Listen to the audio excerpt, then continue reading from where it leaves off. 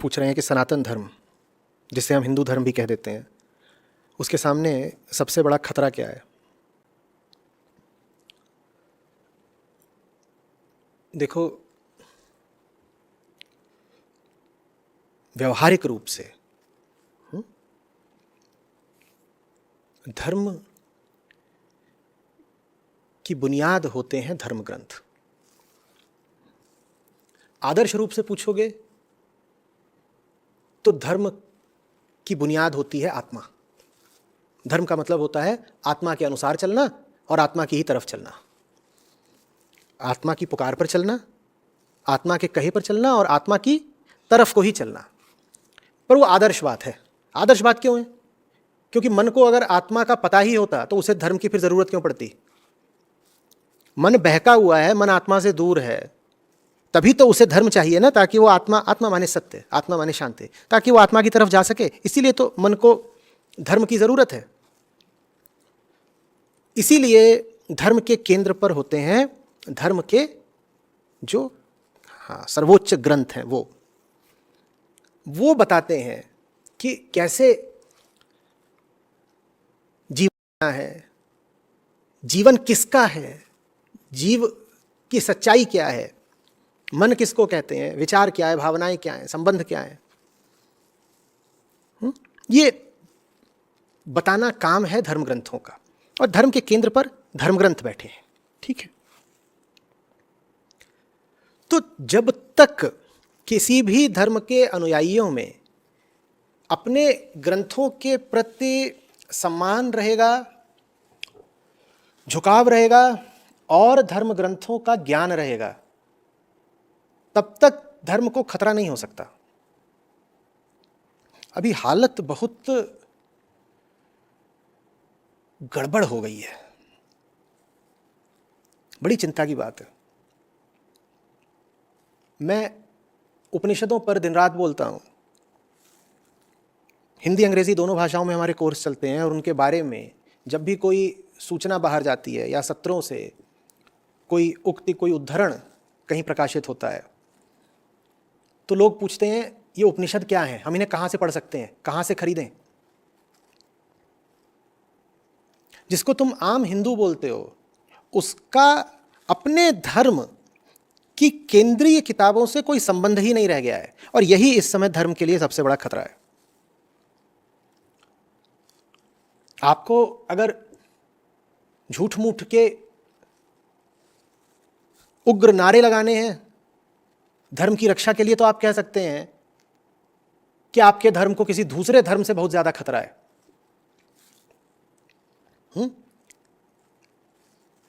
सनातन धर्म या हिंदू धर्म को किसी दूसरे धर्म से बाद में होगा खतरा। पहला खतरा उससे हिंदुओं से ही है, क्योंकि जिसको आप हिंदू बोलते हो वो नाम का हिंदू है। उससे पूछो तू कैसे है हिंदू, तो उसके पास बस एक बात होगी बोलने के लिए, मेरे माँ बाप हिंदू हैं तो मैं भी हिंदू हूं। बोलो हिंदू होने का मतलब क्या है, तो बोलेगा होली दिवाली मना लेना, राखी बांध लेना, ये हिंदू होने का मतलब है। बोलो भाई धर्म है, धर्म के पीछे दर्शन होता है, कोई बात होती है, कोई जीवन दृष्टि होती है। वो क्या है तेरी, जिसको तू हिंदू धर्म बोलता है, उसकी दृष्टि क्या है, दर्शन क्या है, तो वो नहीं बता पाएगा, उसे पता ही नहीं। और ऐसा धर्म बहुत दूर तक नहीं जा सकता जिसके मानने वालों को उसकी किताबों का ही पता ना हो। बहुत जाहिर, एकदम स्पष्ट बात है। अभी कहा सनातन धर्म, फिर कहा हिंदू धर्म, उसी को वैदिक धर्म भी बोलते हो। यह कौन सा वैदिक धर्म है जिसका पालन करने वालों के घरों में वेद पाए ही नहीं जाते? चलो पूरे पूरे वेद तुम नहीं पढ़ पाते या आवश्यक नहीं समझते, कोई बात नहीं, पर वेदों के जो सबसे सारगर्भित अंश हैं, वेदों का जो उच्चतम दर्शन है, वो जिन अत्यंत लघु और संक्षिप्त किताबों में मिलता है, उनको तो अपने घर ले आओ, उनको तो पढ़ लो। उनको पढ़े बिना, उनको जाने बिना तुम किस अधिकार से अपने आप को हिंदू बोलते हो? बोलो। या बस ऐसे ही मैं हिंदू हूं, फिर तो कोई भी हिंदू है, कोई भी हो सकता है फिर हिंदू, लेकिन फिर उस शब्द का कोई अर्थ नहीं रह जाएगा, बहुत खोखला हो जाएगा। कोई अर्थ होना चाहिए ना अपनी, जब आप कोई पहचान बताते हो तो उस पहचान का कोई अर्थ होना चाहिए ना। उदाहरण के लिए आप अगर कहते हो कि मैं वैज्ञानिक हूं, तो इसका मतलब आपको विज्ञान पता है। और कोई पहचान बताओ अपनी, आप कहते हो आप खिलाड़ी हो, तो इसका मतलब आपको खेलना आता है। आप कहते हो कि मैं शेफ हूं, इसका मतलब आपको रसोई चलानी आती है, खाना बनाना आता है, कोई विशेष बात है जो आपको पता है। वैसे ही जब आप कहते हो मैं हिंदू हूं, तो मुझे बताओ आपको क्या पता है। उपनिषद तो बड़े सीधे सटीक और वैज्ञानिक है, हमें बड़ा अच्छा लग रहा है पढ़ के, तुम्हें अच्छा लग रहा है पढ़ करके, ये तो देखो आज तक क्यों नहीं पढ़े। ये है सबसे बड़ा खतरा। एक पूरी धारणा ही बनती जा रही है कि इन ऊंची किताबों का धर्म में कोई खास महत्व नहीं है। एक कल्ट ही निकल के आ रहा है जो कह रहा है कि पढ़ने की जरूरत क्या है। तो जब पढ़ने की जरूरत नहीं है, कोई केंद्रीय बात समझने की जरूरत नहीं है, तो फिर तो सब अपनी अपनी चलाएं ना। और आपको अपनी चलाने की पूरी छूट है, पर फिर आप ये मत कहिए कि आप जो कर रहे हैं उसका वैदिक धर्म से कोई संबंध है। आप फिर सीधे बोलिए ना कि मैं अपना अलग कल्ट चला रहा हूं। और ये हिंदू धर्म के लिए बड़े खतरे की बात है कि उसमें कुछ भी केंद्रीय बचेगा नहीं अगर सब अपना अलग अलग कल्ट चलाते रहे। एक डिसजॉइंट और केओटिक मास बन के रह जाना है सनातन धर्म को। डिसजॉइंट समझते हो? खंडित, टुकड़ा टुकड़ा, फ्रेगमेंटेड, कि यहां वाला अपनी बात कह रहा है, यहां वाला अपनी बात कह रहा है, वहां वाला अपनी बात कह रहा है। कोई केंद्रीय समानता, कोई केंद्रीय तत्व तो है ही नहीं। देखो, विविधता का मैं सम्मान करता हूं और विविधता का स्वागत है, लेकिन विविधता के केंद्र पर किसी एक चीज के लिए तो सहमति होनी चाहिए ना, कहीं तो एकत्व होना चाहिए ना। उपनिषद वैसे भी बड़ी खुली दृष्टि रखते हैं, वो विविधता को खत्म नहीं कर देंगे, वो विचार को संकीर्ण नहीं कर देंगे, संकुचित नहीं कर देंगे कि नहीं आप खुला मत सोचिए। आप बेशक खुला सोचिए, लेकिन सोच का मतलब क्या है और सोचने वाला कौन है? विचार हो, विचारक हो, भावना हो, कर्म हो, कर्ता हो, इनके अर्थ क्या है ये तो समझना पड़ेगा ना। ये नहीं समझ पाओगे जब तक तुम इन किताबों की ओर नहीं आते। इन किताबों की ओर आए बिना हर आदमी अपना मम्बो जम्बो चलाएगा और बोलेगा कि ये तो धर्म की बात है, तो वो फिर झूठ बोल रहा है। झूठ ही नहीं बोल रहा है, खतरनाक काम कर रहा है। और उसको पूरी आजादी है, मैं कह रहा हूं, अपना मम्बो जम्बो चलाने की। चलाओ, लेकिन उसको ये मत बोलो कि ये हिंदू धर्म है। ये हिंदू धर्म नहीं है। फिर तुम्हें फिर इतनी हिम्मत होनी चाहिए कि तुम जो कर रहे हो सीधे बोलो कि मैं तो अपना एक नया व्यक्तिगत कल्ट चला रहा हूं। और ये कल्ट खूब चल रहे हैं। बहुत खतरे की बात है कि आम सनातनियों का इन कल्ट्स में यकीन बढ़ता ही जा रहा है। कोई इस बाबा का अनुयायी है, कोई फलाने गुरुदेव का भक्त है, और ये जितने बाबे हैं और गुरुदेव हैं, इन सब में एक साझी बात है। इनमें से अधिकांश कह रहे हैं किताबें मत पढ़ना, हमारी सुनो बच्चा, हम तुम्हें बताएंगे। जो हम पिलाएं पीते रहो, जो हम चखाएं चखते रहो, किताबें मत पढ़ना। इतना डर क्यों है किताबों से? कहीं ऐसा तो नहीं कि जिसने वो किताब पढ़ ली वो फिर तुम्हारी बात सुनेगा नहीं? कहीं ऐसा तो नहीं कि वो किताब अगर पढ़ ली तो तुम्हारी पोल पट्टी खुल जाएगी? कहीं ऐसा तो नहीं कि तुम झूठे हो इसलिए तुम्हें डर है कि लोग कहीं सच्ची किताबें ना पढ़ लें? कुछ समझ में आ रही है बात? और ये तो छोड़ दो कि उपनिषद नहीं पढ़े हैं आम हिंदू ने। अब तो हालत यह है कि जो पीढ़ी निकल के आ रही है, इसे रामायण महाभारत का भी कुछ पता नहीं। रामायण महाभारत का महत्व उपनिषदों जितना नहीं हो सकता। उनमें संस्कृति ज्यादा है, दर्शन कम है, लेकिन संस्कृति की भी अपनी कुछ महत्ता है। तो आजकल के तो छोटे बच्चे हैं, उनको रामायण महाभारत भी नहीं पता, उपनिषद कहां से पता होंगे? और रही उपनिषदों की बात तो वो तो ढूंढे ही नहीं मिलते। लोग पूछ रहे कहां से मिले, कहां से मिले। फिर हम उन्हें बताते हैं कि कुछ उपनिषद और उन पर पूरी पूरी व्याख्या, आ जाओ भाई हमारी वेबसाइट पर है, हमारी ऐप पर है। और वहां वो आते हैं तो उन्होंने जीवन में कभी उपनिषद पढ़े नहीं होते, तो पहली बार तो उनको समझ में ही नहीं आता कि ये क्या है। और कईयों को बड़ी सुखद हैरानी होती है। वो बोलते हैं कि हमें तो लगता था कि धर्म में सब इधर उधर की जंतर मंतर की बातें होती हैं। एक बात स्पष्ट है, अगर ग्रंथों की वैसे ही उपेक्षा और अनादर होता रहा जैसे अभी हो रहा है,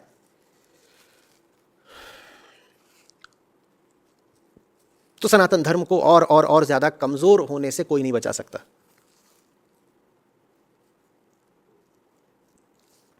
देखो, धर्म संस्कृति नहीं होता। आप ईसाइयत को ले लीजिए, दुनिया भर में फैली हुई है, अलग अलग जगहों पर अलग अलग संस्कृति है। आप अफ्रीका के किसी ईसाई को ले लीजिए, ठीक, आप यूरोप के किसी ईसाई को ले लीजिए, संस्कृति बिल्कुल अलग अलग है। पर बाइबल में दोनों का विश्वास अटूट और अखंड होगा। तो धर्म संस्कृति नहीं होता। अभी बार बार धर्म के नाम पर ऐसे बात की जाती है जैसे धर्म संस्कृति हो। धर्म को कल्चर बना दिया है कि in our culture this kind of a thing happens. अरे कल्चर तो आते जाते रहते हैं, बदलते रहते हैं, कल्चर से क्या होता है? धर्म बिल्कुल दूसरी बात है। संस्कृति तो समय की मोहताज होती है, सत्य समय का मोहताज नहीं होता। लेकिन हिंदुइज्म अब धर्म की जगह संस्कृति ज्यादा बन गया है कि माने हिंदू कौन? जो फलाने तरीके से व्यवहार करता हो, जिसके फलाने तरीके के संस्कार हो, वो हिंदू है। ये बहुत बहुत खतरे की बात है। आपने धर्म को संस्कृति बना के धर्म को बहुत नीचा गिरा दिया। संस्कृति को धर्म के पीछे चलना चाहिए, धर्म संस्कृति के पीछे पीछे नहीं चल सकता। संस्कृति को धर्म का अनुगमन करना होगा। बात समझ रहे हो? जो चीज जरूरी है संस्कृति वैसी बन जाए। यहां उल्टा खेल चल रहा है, धर्म से लोगों को वंचित रखा जा रहा है और कल्चर को प्रमोट किया जा रहा है। बार बार बोला जाएगा कि भारत के कल्चर में तो ऐसा होता था, और लोगों को लगता है जो कल्चर में हो रहा है वही तो धर्म है। तो लोग पुराने कल्चर को पकड़ने की ओर दौड़ रहे हैं, बार बार सोचते हैं धार्मिक होने का तो यही मतलब है कि पुराना कल्चर पकड़े रहो। धर्म के नाम पर क्या चल रहा है कि पुरानी संस्कृति पकड़े रहो। तो अगर उदाहरण के लिए किसी को अपने आप को धर्म गुरु बताना है तो क्या करेगा? वो आज से 600 साल पहले जैसे कपड़े पहने जाते थे, 6000 साल पहले, वो वैसे कपड़े पहन के आ जाएगा, कहेगा देखो मैं पुराना कल्चर फॉलो कर रहा हूं ना, इससे सिद्ध होता है कि मैं धार्मिक आदमी हूं। धर्म का तो मतलब है कि समय की परवाह मत करना। धर्म तो कालातीत होता है। धर्म कैसे समय के किसी बिंदु पर जाके अटक गया कि देखो, धर्म का मतलब है कि 10वीं शताब्दी में भारत जैसा चलता था, तुम भी आज वैसे ही चलो। तो 10वीं शताब्दी में जैसे कपड़े पहने जाते थे, तुम आज भी वैसे ही पहनो। यह बात धर्म की नहीं है, यह तो अधर्म है। धर्म तो टाइम इंडिपेंडेंट होता है, बियॉन्ड टाइम होता है। जहां यह कोशिश की जा रही हो कि टाइम के किसी बिंदु का संबंध ही समय के साथ जोड़ दिया जाए कि 10वीं शताब्दी में जो हो रहा था वो शुद्ध हिंदू धर्म था, और आज तुम अगर उसका पालन कर रहे हो तो तुम अच्छे हिंदू हो गए। उस समय पे जैसे जैसे चलता था काम, वैसे ही आज भी चलाओ अगर तुम, तो अच्छे हिंदू हो गए। तो ये बात धर्म की थोड़ी है, ये तो पागलपन की बात है। और जो ये कर रहा है उसको ये पूरी सांत्वना मिल जाती है, छूट मिल जाती है कि भाई मैं तो हिंदू कल्चर का पालन कर रहा हूं ना, तो फिर मुझे क्या जरूरत पड़ी है उपनिषदों को पढ़ने की, कि दत्तात्रेय को पढ़ने की, कि अष्टावक्र को पढ़ने की, कृष्ण को पढ़ने की जरूरत क्या पड़ी है? और बताता हूं बहुत बड़ा खतरा हिंदू धर्म के सामने। एक मुहावरा चल गया है, यार किताबों में क्या है, वहां तो खोखले और थोथे शब्द हैं, असली ज्ञान तो भीतर है। बच्चा ध्यान करो, गीता उठा करके कचरे में डाल दो, बच्चा ध्यान करो, और असली ज्ञान भीतर से निकलेगा। मेरे पास शब्द नहीं है इस प्रकार की मूर्खता का उत्तर देने के लिए। वाकई कि बच्चा ध्यान करो, गीता छू मत देना, असली ज्ञान तो तुम्हारे भीतर से निकल जाएगा। तुम्हारे भीतर जानते नहीं हो क्या है? मल, मवाद, मूर्खता। अभी कुछ दिनों पहले एक सज्जन का संदेश आया था कि अरे कृष्ण भी तो एक व्यक्ति ही थे, क्या भरोसा है कि उन्होंने जो बातें बोली वो ठीक है? हम कृष्ण से आगे क्यों नहीं निकल सकते? हम कृष्ण से बेहतर क्यों नहीं सोच सकते? अच्छा हुआ इन्होंने संदेश ही भेजा था। अच्छा हुआ कि महामारी के चलते आजकल लोगों का मेरे सामने बैठना वर्जित है। नहीं तो महाराज मेरे सामने बैठकर बताते कि मैं कृष्ण से ऊपर का हूं, कृष्ण एक इंसान ही थे, मैं उनसे ऊपर की बात करूंगा, तो मैं उनको बिल्कुल ऊपर ही रखता बात करने के लिए, बात करते करते ऊपर पहुंचाता। मैं आपकी संभावना से इनकार नहीं कर रहा हूं, निश्चित रूप से आप में कृष्ण जैसी संभावना हो सकती है, लेकिन अपने यथार्थ को तो देखो पहले। संभावना तो ठीक है, संभावना रूप में तो हम सब सत्य मात्र है, परम ब्रह्म है, लेकिन उस संभावना से क्या होता है? अपनी जिंदगी तो देखो, देखो जी कैसे रहे हो, अपनी हस्ती को देखो, उसके बाद तुम कह रहे हो कि मैं कृष्ण से आगे निकल जाऊंगा। पहले तुम वो तो समझ लो जो कृष्ण ने कहा है। आगे निकलने की बात तो बहुत बाद की है। पर अनादर, गीता के प्रति अनादर, सब ग्रंथों के प्रति अनादर, और ये अनादर फैलाने में सबसे आगे हैं आजकल के जितने व्यवसायी और पेशेवर गुरु लोग हैं, क्योंकि इनका धंधा चलेगा नहीं। अगर तुम्हें गीता समझ में आ गई, इतना बता देता हूं, ये सिर्फ उस दिन तक चल सकते हैं जिस दिन तक तुम कृष्ण से दूर हो। जिस दिन तुमको कृष्ण और अष्टावक्र समझ में आने लग गए, गुरु महाराज का धंधा तुरंत बंद हो जाएगा, क्योंकि तुम्हें दिख जाएगा कि गुरु महाराज एक नंबर के ठग हैं। गुरु महाराज तो मौज करके निकल लेंगे, उनका तो काम था जीवन का सुख भोगना। तुम्हें खूब बेवकूफ बनाया उन्होंने, जीवन में खूब सुख भोगा, 10-20-40 साल और जिएंगे, अपना निकल लेंगे, मजे मारेंगे। रोज तुम्हें बुद्धू बना करके वापस जाते हैं और पेट हिला हिला के खूब हंसते हैं कि आज फिर पूरे हिंदुस्तान को बेवकूफ बनाया मैंने। वो निकल लेंगे, रह जाएंगे पीछे धर्म के खंडित और दूषित अवशेष। उनका तो कुछ नहीं, उन्होंने तो मजे मार लिए, लेकिन नुकसान वो धर्म का बहुत बड़ा कर जाएंगे और कर गए हैं। ये है सबसे बड़ा खतरा। समझ में आ रही है बात? होली दिवाली मनाने से या हिंदू नाम रख लेने से तुम हिंदू नहीं हो जाते। कुछ जानोगे, कुछ लिखोगे, कुछ पढ़ोगे। कौन सा ईसाई है जो कहता है कि बाइबल पढ़ने की क्या जरूरत है? कौन सा मुसलमान है जो कहता है कुरान पढ़ने की क्या जरूरत है? कम से कम इतना तो सीखो। तुम ही बड़े होशियार हो जो कह रहे हो कि अरे उपनिषद पढ़ने की क्या जरूरत है। बाबा जी है ना, बाबा जी चरणामृत पिलाएंगे। Gurudev will tell, Gurudev himself will tell, your Gurudev is a bloody rascal, a scoundrel, what will he tell?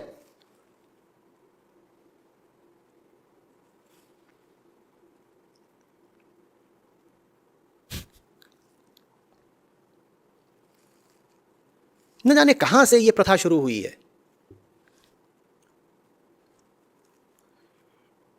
WhatsApp पढ़ लेंगे, पैम्फलेट पढ़ लेंगे, इरोटिका पढ़ लेंगे, पॉर्न पढ़ लेंगे, गीता नहीं पढ़ेंगे। और ऐसा नहीं कि गीता इसलिए नहीं पढ़ी क्योंकि समय नहीं था, यह तो प्रिंसिपल की बात है, सिद्धांत की बात है कि गीता नहीं पढ़नी, क्योंकि गीता पढ़ा नहीं कि मन करप्ट हो जाएगा। गीता पढ़ी नहीं कि मन दूषित हो जाएगा। गीता तो सिर्फ झूठ के लिए खतरा होती है। गीता किसके लिए खतरा है? झूठ के लिए। और तुम कह रहे हो गीता मैं अगर पढ़ूंगा तो मेरा मन खराब हो जाएगा, तो इसका क्या मतलब है? तुम क्या हो? झूठ। लेकिन समय कुछ ऐसा है कि कोई भी बात तुम बिल्कुल अकड़ के बोल दो, बिल्कुल दंभ के साथ, छाती चौड़ी करके, तो लोग दब जाते हैं। और लोग दब भी इसीलिए जाते हैं क्योंकि उन्होंने खुद कुछ नहीं पढ़ा। तो आप बिल्कुल शान से खड़े होकर के बोलते हो कि नहीं, अगर मैं गीता पढ़ूंगा ना तो मेरे मन पे जरा बुरा असर पड़ सकता है, इसलिए मैं गीता नहीं पढ़ता। और लोग आपको जूता मारने की जगह आपको गुरुजी घोषित कर देते हैं।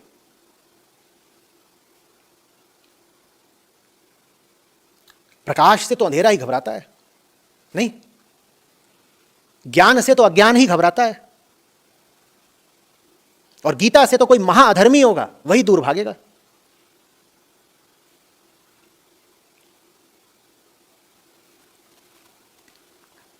घर घर में संतों की वाणी होनी चाहिए, कबीर साखी ग्रंथ होना चाहिए, उपनिषद संग्रह होने चाहिए, श्रीमद् भगवद गीता होनी चाहिए, अष्टावक्र गीता होनी चाहिए। तुमसे कोई नहीं कह रहा है कि तुम अंधा अनुकरण करो इन ग्रंथों का, पर कम से कम पढ़ो तो सही।